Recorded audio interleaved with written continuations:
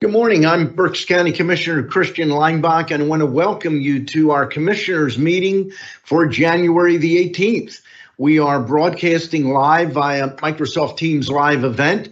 We're also on BCTV as well as Facebook and YouTube Live. At this time, I'll call the meeting to order. We'll begin with a moment of silence followed by a pledge to our flag.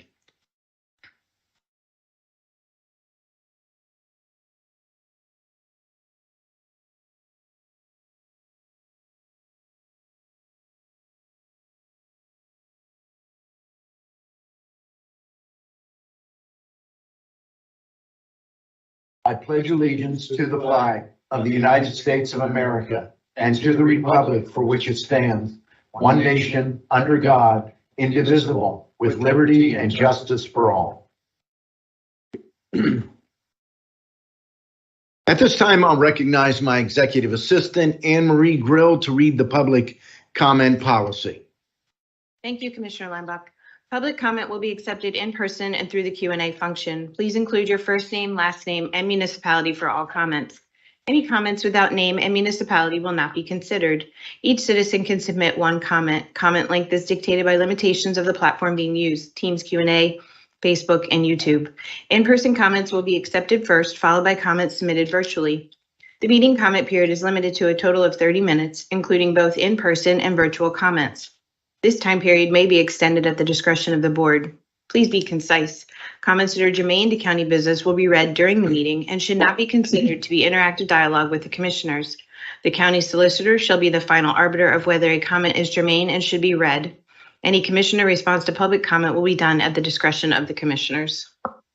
Thank you very much, Anne Marie. Are there any additions or corrections for the January 11th meeting minutes? Hearing none, the minutes will stand approved as presented. We had two executive sessions since the last commissioners meeting, one on January the 11th dealing with personnel, and one on the 16th of January dealing with personnel and litigation. There are no public comments on agenda items in person, and there are none online.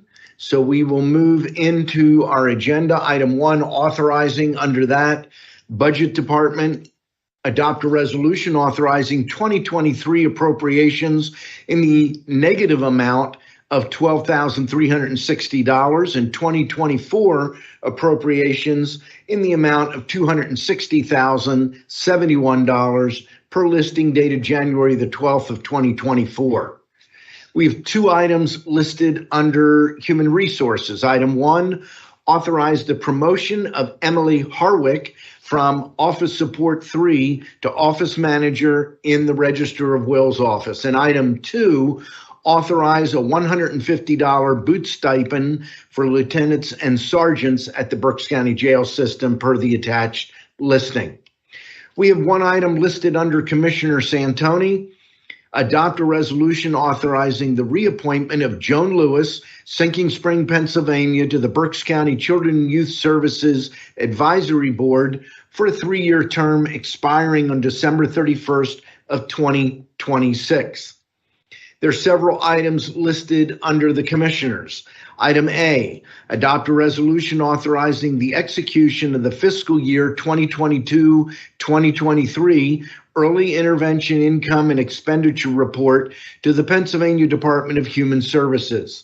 Item B, adopt a resolution authorizing the chair to execute the PMA Policyholder Disclosure Notice of Terrorism Insurance Coverage renewal as part of the Social Service and Healthcare Professional Liability Renewal Application, doing business as Partners in Parenting for the Berks County Children and Youth Services. Item C, adopt a resolution authorizing a letter of support to the Pennsylvania Commission on Crime and Delinquency, supporting the Berks County Adult Probation and Parole Office grant funding application for the 2023-2024 Violence Intervention and Prevention.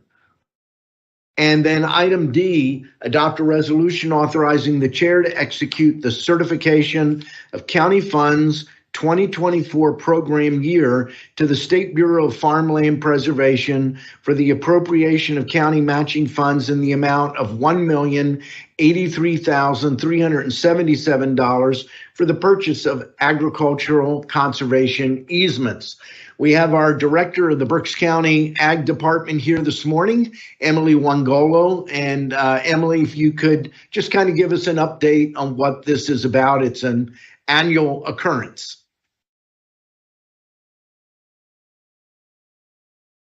Good morning. Thank you, Lynn. Good morning, commissioners and all the other staff and visitors. Annually, this is a request that is put in to maintain and continue the investment that the county's made in our agricultural industry by ensuring that we have farms well into the future.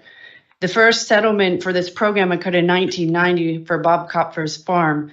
And since then, there have been 822 farms preserved, representing 78,544.4 acres preserved.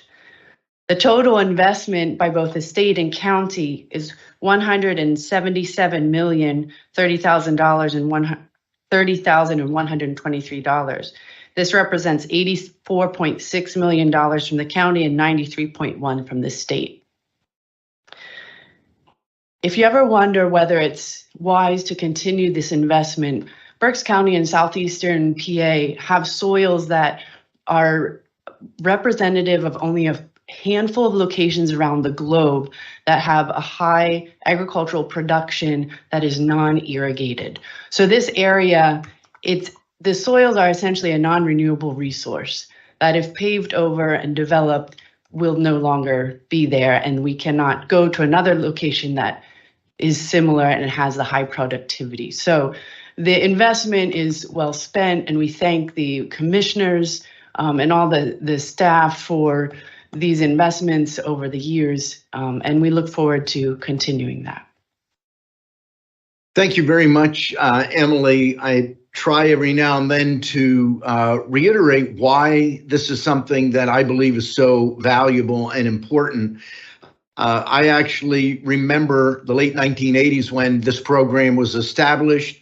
Then Pennsylvania Secretary of Agriculture, Sam Hayes, and State Senator Noah Wanger out of Lancaster County. Actually, my dad and Noah grew up in the Mennonite youth group down in northern Lancaster County together. But when they established this, they made two key points. One, this is not about open space. This is not even really about stopping development. It is about preserving production agriculture based on quality standards. It's not just any farm that is going to qualify. There are metrics. But more importantly, they were the first ones to point out to me, and I think we saw this in the pandemic, that food security is national security. We do not ever want to find ourselves in a situation where we become reliant or overly reliant on foreign producers and foreign farms. We need to be able to provide the food that is necessary for our nation, and that's why food security is a significant part of national security. If anyone ever had any question about that, it should have been answered during the pandemic. A lot of us know how suddenly difficult it was to secure certain foods in the store. And there were a lot of different reasons for that, supply chain. And it's one of the reasons your department has placed such an emphasis on folks learning about buying local. And ag land preservation in Berks County makes that uniquely possible for our community. So thank you for what you do and your team, and for the 800 plus farms. I also looked at the chart that you sent out, which is a list of all the counties in the Commonwealth of Pennsylvania, the amount of money that is being allocated from the program and the average price per acre. We're one of the lower average price per acre, about $2,100 on average. Is the max 2,600 overall? Correct. And this is average because when you figure, you go to a closing and a number is established for the value of that farm and acreage, some of the acreage is more valuable than others. So there's an average number.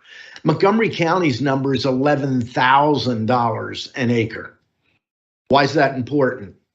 It's important to understand that farms that go into this program are not becoming rich on this, and in fact are giving up a significant amount of money per acre when you consider the developable value of those acres. And they're doing it because they want to keep these farms in productive agriculture. So that's what this is about. We also protect the development side, as Emily knows, and our department has been strong in supporting that. We do not support ag land preservation in any areas designated for current or future growth in our comprehensive plan. So we balance it on both sides. We're preserving farms that need to be preserved for the value locally, but also for national security. But we're also making sure that there is land that is available to be developed and that land is appropriate to be developed. So thank you for your leadership and your team's leadership. Thank you, Commissioner. Item 2, motion to authorize execution of contract agreements and amendments is set forth on the contract agenda listing dated January the 18th of 2024. There are a total of 11 contracts, 2 with the Berks, 1 with Career Link, 1 jointly with Children and Youth Services and Juvenile Probation, 2 with the Commissioners, 1 with Facilities and Operations, 2 with Human Resources, 1 with the MDJs, and 1 with Mental Health and Developmental Disabilities. Item 3, a motion to authorize execution of the payments and electronic transfers for the week ending January the 18th of 2024. Item 4, a motion to authorize execution of the fourth quarter of 2023 local earned income tax and local services tax dated January the 18th of 2024. Item 5, a motion to authorize execution of the payments and electronic transfers for the week ending January 25th of 2024, subject to final review and approval of the Chief Operations Officer. Item 6, a motion to authorize execution of employee payroll disbursements dated January the 30th of 2024, subject to final review and approval of the Chief Operations Officer. And item 7, a motion to authorize any necessary 2023 and 2024 budget transfers and appropriations for the week ending January 25th of 2024, subject to final review and approval of the Chief Operations Officer. Just noting, some of these additional items are because there will not be a commissioners meeting next week. We have the board meeting on Thursday. Wednesday, you're going up to the CCAP priorities meeting. So next week on Wednesday, the County Commissioners Association will be up in Harrisburg on the Hill to advocate for our priorities for 2024. All 3 commissioners will be there. On Thursday and Friday, the board meeting will be meeting, and both Commissioner Rivera and myself are on the board of directors, which is why we're not able to have that meeting next Thursday.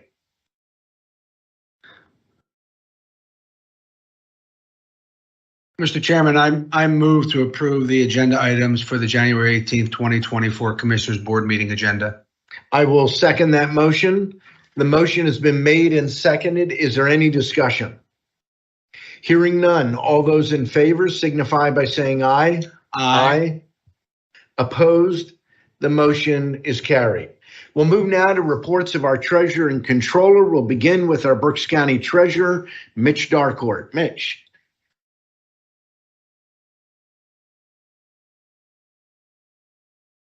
$791,858.73.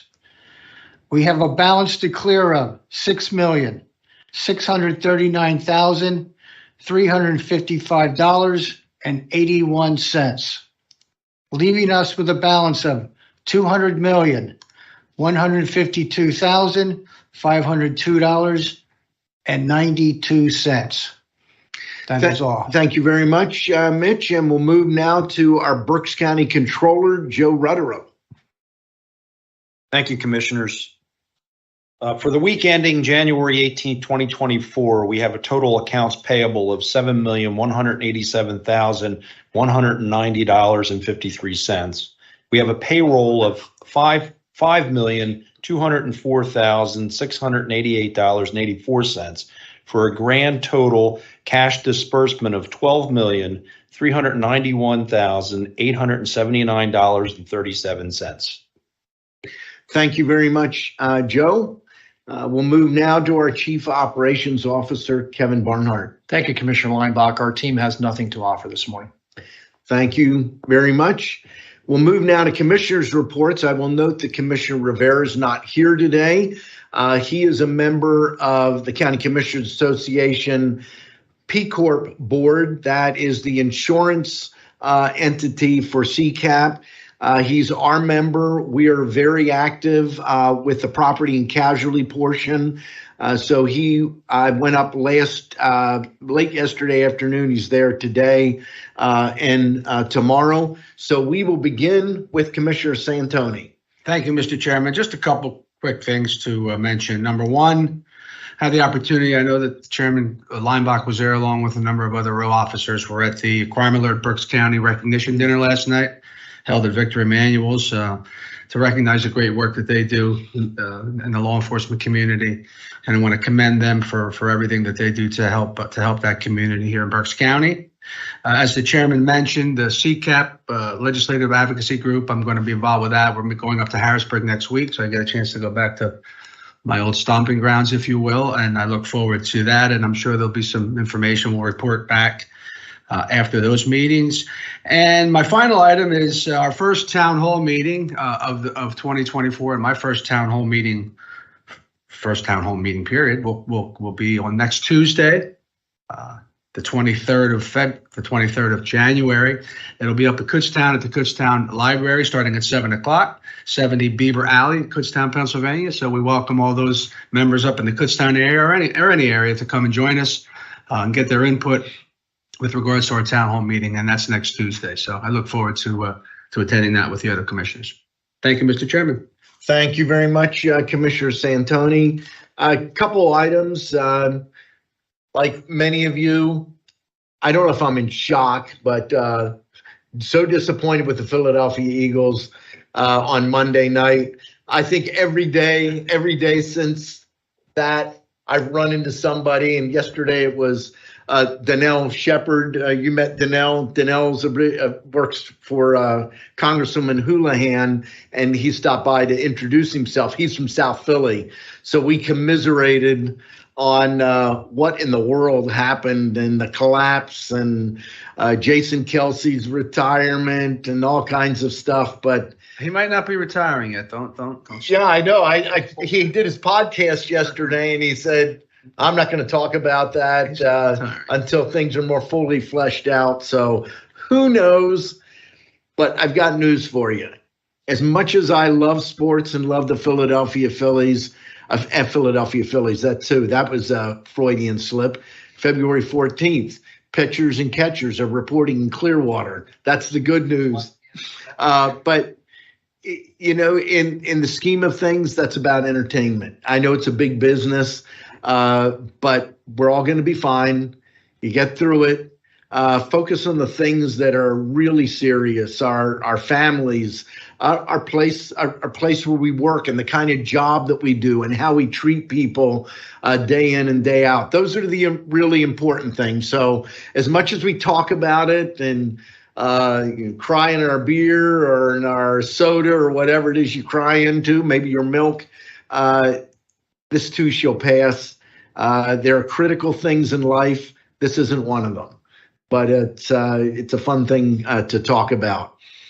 Tonight, I will be up in Hershey attending the Pennsylvania State Association of Fairs.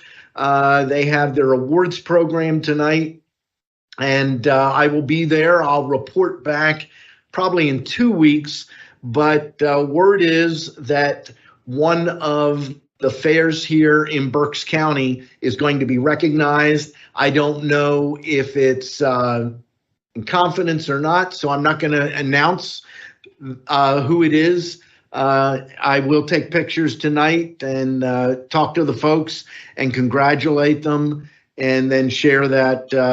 Well, share it on social media, but I'll share it at the next commissioners meeting. But I'm glad I'm able to be there and reiterate the town hall.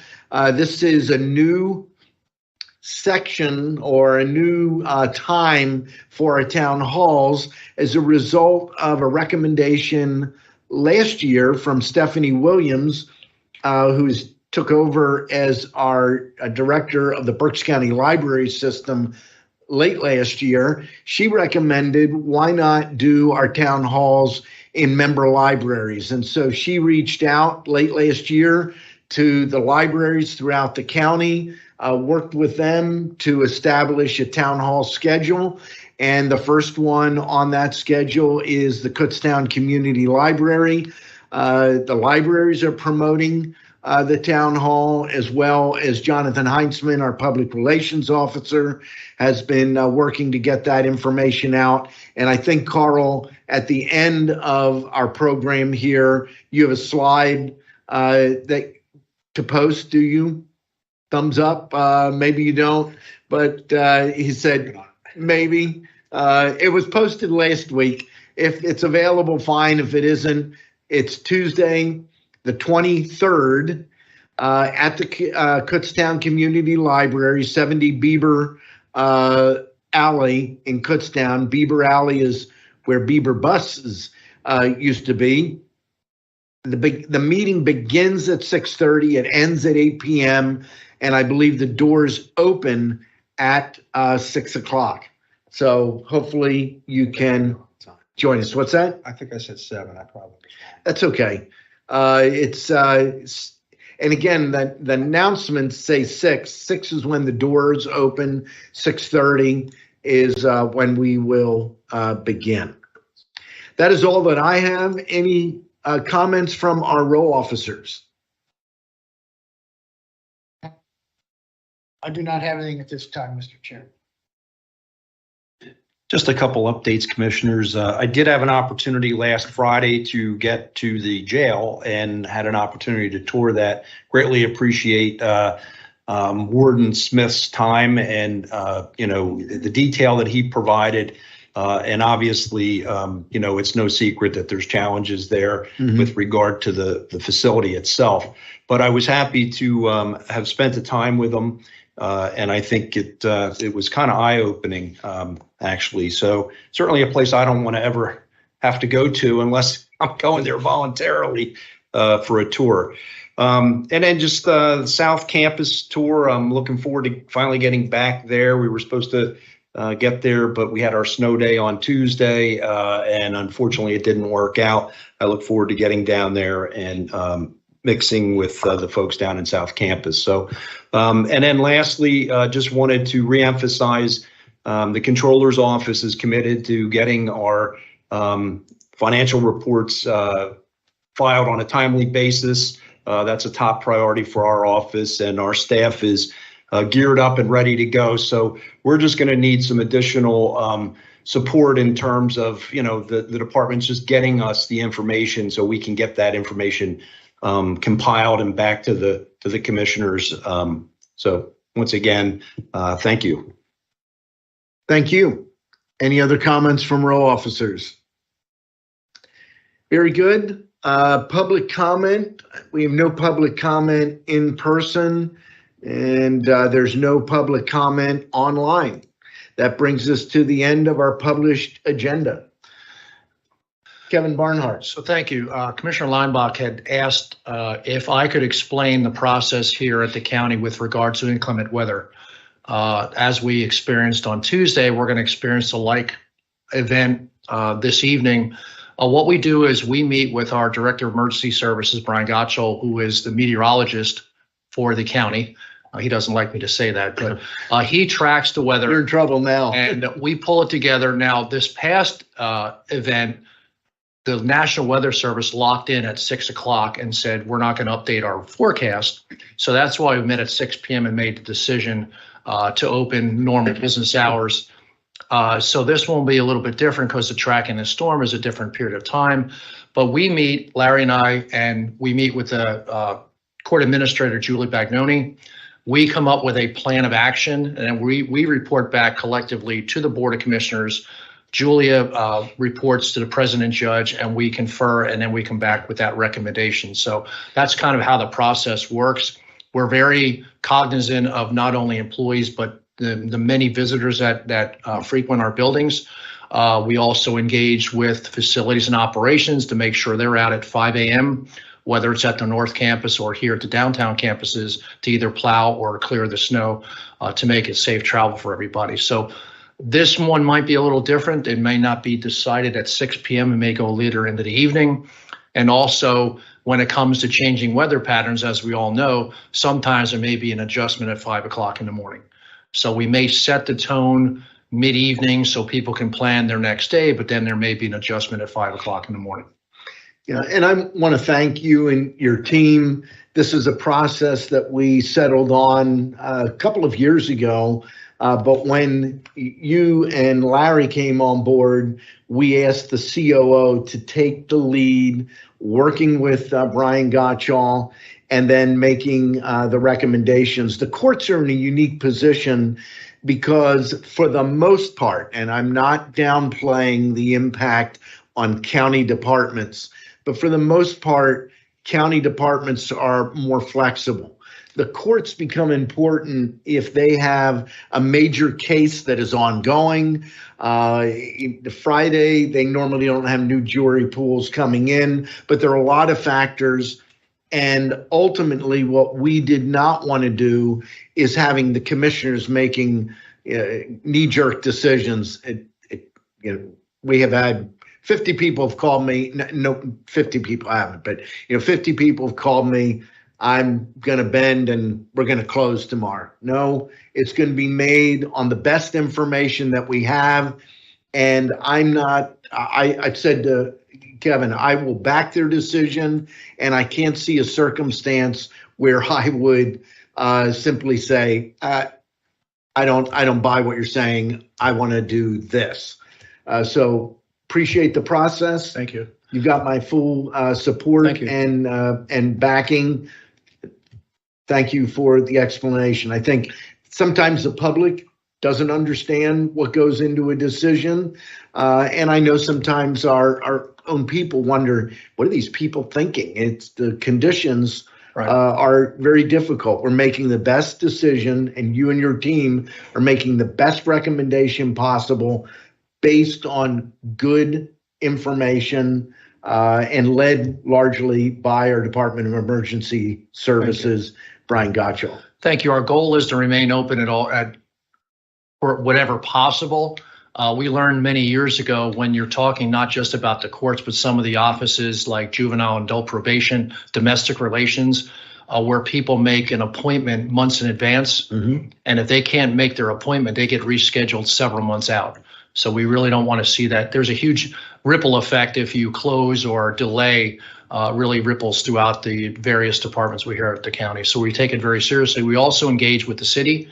When we've had significant snowstorms, we've engaged with the city to help them. If it's a national emergency, say it's a foot plus, for them to be able to clear the parking lots, clear the roads. We've typically closed to keep almost 900 people out of downtown Reading on that day. So it works out really well for us. Yeah, I think at least twice since we've been here,